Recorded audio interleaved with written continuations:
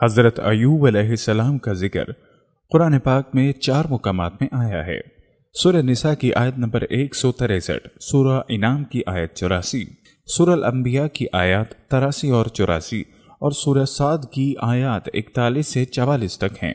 हमारे यहाँ जैसे और बहुत सी बातें मशहूर हैं, वैसे ही हज़रत अय्यूब अलैहिस्सलाम के मुतल्लिक भी ये बात मशहूर है कि उनको किसी किस्म की जल्दी बीमारी लग गई थी और उनके पूरे जिस्म पर फोड़े और फिंसियां निकल आई थीं। लेकिन मुफस्सिरीन इस बात के हवाले के लिए ना तो किसी कुरान की आयत को पेश करते हैं और ना ही किसी हदीस को, बल्कि बाइबल में मौजूद एक ऐसे किस्से को बुनियाद बनाते हैं जिसको अगर आप पढ़ें तो इसमें हज़रत अय्यूब अलैहिस्सलाम अल्लाह से शिकवा करते हुए दिखाई देते हैं, जिसमें खुद आपस में इतने इख्तलाफात हैं कि इस पूरे बाब को जो बाइबल में हज़रत अय्यूब अलैहिस्सलाम के नाम से लिखा गया है, पढ़कर बखूबी अंदाज़ा हो जाता है कि ये कलाम अल्लाह का नहीं हो सकता, ये किसी इंसानी जहन का तराशीदा है। और जैसे दूसरे वाक़यात बाइबल में अंबिया कराम से मंसूब हैं और जिनमें अंबिया की असमत पर हर्फ आता है, बिल्कुल ऐसे ही बाइबल के इस किस्से पर यकीन करने से आता है। अब सवाल ये है कि फिर असल वाक़या क्या है। हज़रत अय्यूब से मुतल्लिक वाक़या थोड़ा तफसील से सूरह साद में आता है। अब चूंकि हमारे पास किसी हदीस या किसी तारीखी वाक़े का हवाला नहीं है, इसलिए तसरीफ़ुल आया से ही इस वाक़े को समझने की कोशिश करते हैं। अल्लाह का इरशाद है, और हमारे बंदे अय्यूब का जिक्र करो जब उसने अपने रब को पुकारा कि शैतान ने मुझे सख्त तकलीफ और अजाब में डाल दिया है। हमने उसे हुक्म दिया अपना पाँव ज़मीन पर मार, ये है ठंडा पानी नहाने के लिए और पीने के लिए। और इस आयत में जो काबिल गौर अल्फाज हैं वो मस्सिन शैतान हैं जो इस पूरे वाक़े को खोलते हैं। सूरह अंबिया की आयत नंबर 83 में मस्सिन दर के अल्फाज आए हैं जिसके बानी तकलीफ के हैं, और यहाँ सख्त तकलीफ के अल्फाज आए हैं। अब सवाल ये है कि कौन सी तकलीफ। ये बात याद रहे कि नज़ूल के एतबार से सूरह साद पहले नाजिल हुई है और फिर सूरह अंबिया। अगर लफ्ज़ शैतान पर गौर करें तो बात बिल्कुल सादा सी है कि यहाँ लफ्ज़ शैतान का मतलब सांप है। अरबों के यहाँ बदसूरत सांप को शैतान भी कहते हैं। कुरान में भी यह लफ्ज़ इन मानों में इस्तेमाल हुआ है। सूरह साफ़ात की आयत नंबर 36 और 37 में अल्लाह का इरशाद है, बेशक वो एक दरख्त है जो दोज़ख की जड़ में उगता है, उसका फल गोया के सांपों का फन है। इस आयत में रऊस शैतान से मुराद सांपों के फन हैं। इसलिए कुरान भी इस बात की तायीद करता है कि अरबों के यहाँ बदसूरत सांप शैतान को भी कहते हैं। इसके अलावा अगर आप कुरान में तलाश करें कि मस्सुश शैतान और कहाँ इस्तेमाल हुआ है तो सूरह बकरा की आयत 275 में भी अल्लाह ने सूद खाने वालों को उस शख्स से तशबीह दी है जिसे शैतान ने छूकर बावला कर दिया हो। जैसे हमारे यहाँ कहते हैं, क्या तुम्हें किसी पागल कुत्ते ने काटा है जो ऐसी पागलों वाली बातें करते हो। बिल्कुल इसी तरह यहाँ भी इन्हीं मानों में इस्तेमाल हुआ है। यही 2 आयात हैं जहाँ शैतान के छूने और नुकसान पहुँचाने का जिक्र है। इसलिए अब इस लफ्ज़ की तशरीह के बाद यह वाक़या समझना आसान हो गया कि किसी सफ़र में हज़रत अय्यूब अलैहिस्सलाम को किसी सांप ने डस लिया था। कुरान मस करने या छूने को इन्हीं मानों में इस्तेमाल करता है, जैसे हज़रत मरियम ने कहा था, मुझे किसी बशर ने नहीं छुआ। बिल्कुल इसी तरह यहाँ भी शैतान का छूना इन्हीं मानों में आया है। इसके बाद की आयत भी इस बात की तायीद करती है कि इस मुश्किल वक्त में जब हज़रत अय्यूब अलैहिस्सलाम ने अल्लाह को पुकारा तो अल्लाह ने उनको एक ख़ास मुकाम पर चले जाने की हिदायत की जहाँ एक चश्मा था। अरबी में अरगत के मानी किसी जानवर को एड़ लगाने के हैं या भागने के लिए यह लफ्ज़ इस्तेमाल होता है। सूरह अंबिया की आयत नंबर 12 और 13 में ये इन्हीं मानों में इस्तेमाल हुआ है। इसलिए अल्लाह ने अपने नबी को जल्दी से भागते हुए या अगर वो किसी सवारी पर सवार थे तो उसको दौड़ाते हुए एक चश्मे की तरफ चले जाने की हिदायत की जो कि उस वक्त उनके करीब ही वाक़ था। अब अगर सूरह साद की आयत 42 पर गौर करें तो वहाँ 3 अल्फाज इस्तेमाल हुए हैं, मुग़तसिल, बारिद व शराब, यानी नहाने के लिए ठंडा पानी और पीने वाला पानी। गौर करें तो इन अल्फाज से क्या नतीजा निकलता है। ठंडे पानी से नहाने से न सिर्फ ये कि वो पुरसकून रहेंगे, उन पर बुखार नहीं चढ़ेगा और इन्फेक्शन के इम्कानात कम होंगे। इसके अलावा पानी पीने की भी हिदायत है تاکہ جسم میں پانی کی کمی واقع نہ ہو اور بھاگنے اور تھکان سے جسم میں پانی کی کمی کو پورا کیا جا سکے، اور اگر کوئی زہریلا مواد جسم میں پہنچ گیا تو وہ جسم سے نکل جائے یا پانی میں مل کر اس کے اثر کو زائل کر دے۔ اس کے بعد کی آیات میں ذکر آیا ہے ہم نے اسے اس کے اہل و عیال واپس دیے اور ان کے ساتھ اتنے ہی اوپر اپنی طرف سے رحمت کے طور پر اور عقل اور فکر رکھنے والوں کے لیے درس کے طور پر 43۔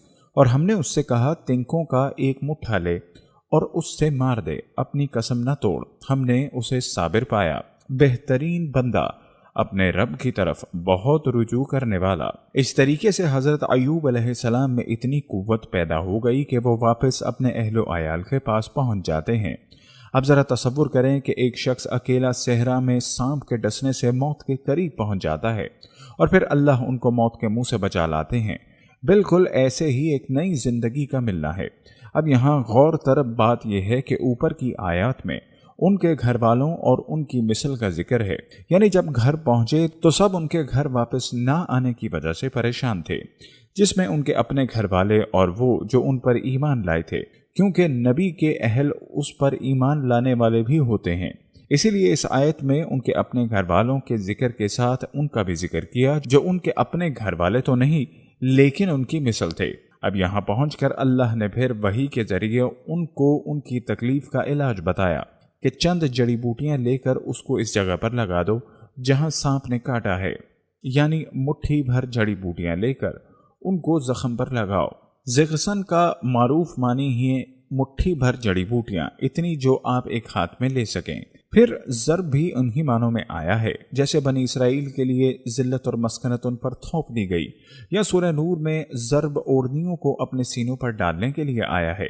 حضرت ایوب علیہ السلام کے بارے میں یہ بھی مشہور ہے کہ اللہ نے ان کو صابر کا لقب دیا۔ آئیے قرآن سے دیکھتے ہیں کہ کیا یہی صابر تھے یا دوسروں کو بھی اللہ نے الصابرین کہہ کر پکارا ہے۔ پس اے نبی صبر کرو جس طرح اولو العزم رسولوں نے صبر کیا ہے، اور ان کے معاملے میں جلدی نہ کرو۔ جس روز یہ لوگ اس چیز کو دیکھ لیں گے جس کا انہیں خوف دلایا جا رہا ہے تو انہیں معلوم ہوگا کہ جیسے دنیا میں دن کی ایک گھڑی بھر سے زیادہ نہیں رہے تھے۔ بات پہنچا دی گئی، اب کیا نافرمان لوگوں کے سوا اور کوئی ہلاک ہوگا؟ سورہ الانبیاء میں جہاں حضرت ایوب علیہ السلام کا قصہ بیان کیا گیا ہے، وہیں اس قصے کے بعد یہ آیات نازل کیں، وَإِسْمَعِيلَ وَإِدْرِيسَ وَذُوالْكِفْلِ كُلٌّ مِّنَ الصَّابِرِينَ۔ اور یہی نعمت اسماعیل اور ادریس اور ذوالکفل کو دی کہ یہ سب صابر لوگ تھے۔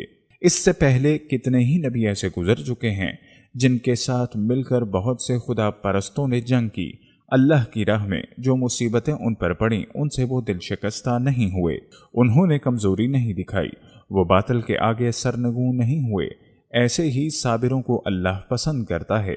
حضرت ایوب علیہ السلام اللہ کے نبی تھے، ان کی ذمہ داری اللہ کا دین پہنچانا تھا۔ اب جو شخص خود ہی پھوڑے پھنسیوں میں مبتلا رہے وہ کیا دین پہنچائے گا، وہ کیا اللہ کا پیغام پہنچائے گا؟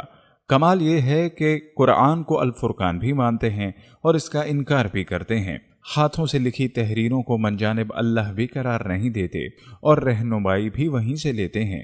یہ لوگ دو کشتیوں میں سوار ہیں، آزمائش چھوٹی بڑی ہر لمحہ انسان کے ساتھ جاری ہے۔ اللہ کا ارشاد ہے کل نفس ذائقۃ الموت۔ دوستو، ہمارے چینل کی نشریات اللہ تعالیٰ کے احکامات، انبیاء کرام کے واقعات، حضور صلی اللہ علیہ وآلہ وسلم اور اصحابہ کرام کی زندگی کے واقعات، اولیاء کرام کی زندگی کے واقعات، سبق آموز واقعات، اللہ تعالیٰ کے احکامات کو پورے کرنے کے فضائل اور حضور اقدس صلی اللہ علیہ وآلہ وسلم کی سنت مبارکہ کو پورے کرنے کے فضائل، قرآن و حدیث سے تصدیق شدہ وظائف اور خاص طور پر درود پاک کے فضائل سے متعلق ہوتی ہیں، جس میں ہم اس کے مستند اور تصدیق شدہ ہونے پر خاص توجہ دیتے ہیں۔ ہمارا تعلق کسی بھی فرقے یا گروہ سے نہیں اور ہمارا مقصد خالصتاً اللہ تعالیٰ کی رضا کے لیے نیکی کا پیغام امت مسلمہ تک پہنچانا ہی ہے۔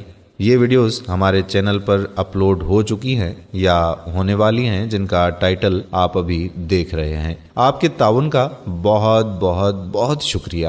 اللہ اور اس کے رسول کا یہ پیغام دنیا کے آخری کونے تک پہنچانے میں ہمارا ساتھ دیجیے۔ ہمارے چینل کو سبسکرائب کریں اور ہمارے فیس بک پیج کو لائک کریں اور ہماری ویڈیوز کو شیئر بھی کیا کریں۔ یہ صدقہ جاریہ ہے جس کا ثواب ہمیں مرتے دم تک بلکہ مرنے کے بعد تا قیامت ملتا رہے گا۔ اپنا خیال رکھیے گا، اللہ تعالیٰ کے احکامات کو پورا کرنے اور حضور صلی اللہ علیہ وآلہ وسلم کے طریقوں کے مطابق زندگی گزارنے کی کوشش اور نیت ضرور کیجیے گا، اور درود شریف کا بہت زیادہ اہتمام کیجیے اور لوگوں کو بھی اس کی تلقین کرتے رہیں۔ درود شریف دنیا و آخرت کے خزانوں کی چابی ہے۔ حضرت حذیفہ رضی اللہ تعالی عنہ کا فرمان ہے کہ درود شریف کا پڑھنا درود شریف پڑھنے والے کی اولاد اور اس کی اولاد کی اولاد کو رنگ دیتا ہے۔ جزاک اللہ۔